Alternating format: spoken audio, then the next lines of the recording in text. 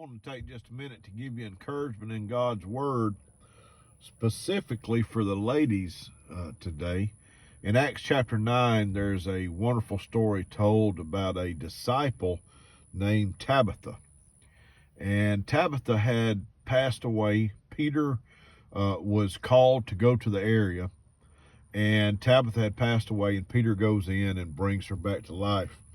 And in that narrative, it's told that Tabitha made garments for people around. As a matter of fact, the people that were there with Peter, who were Tabitha's friends, were showing Peter the garments that Tabitha made.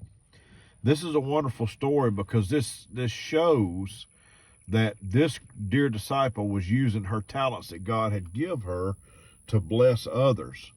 So the question before us is, what things are you and I doing with our talents and our gifts that God has given us in order to bless others? All of us may not have a speaking ministry. All of us may not be talented to build things or have great gifts of intellect or so forth. But God has given us something.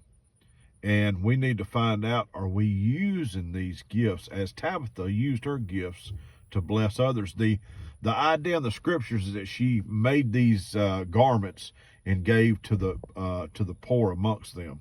You know, there's a million different things that you can do to bless somebody in the name of the Lord. You can write cards. You can visit people. For those of you that sew and knit, you can make things for senior adults in nursing homes.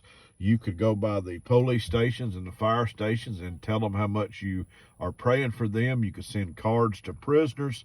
There's a lot of things that you can do in the name of the Lord to share his kindness. There's enough darkness in this world, but I want to tell you, the light of God will overcome. The light of Christ will overcome.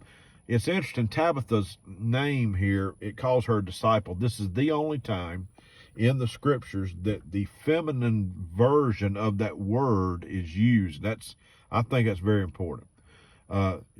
She was so important to the kingdom, and I'm not stretching here, that the Lord showed his kindness and brought her back to life.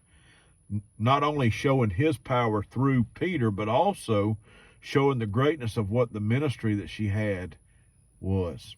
What a great person. So let's emulate Christ. Let's think on the things that he's given us. Let's follow after multiple people in the scriptures' example to use our gifts and talents for the glory of God.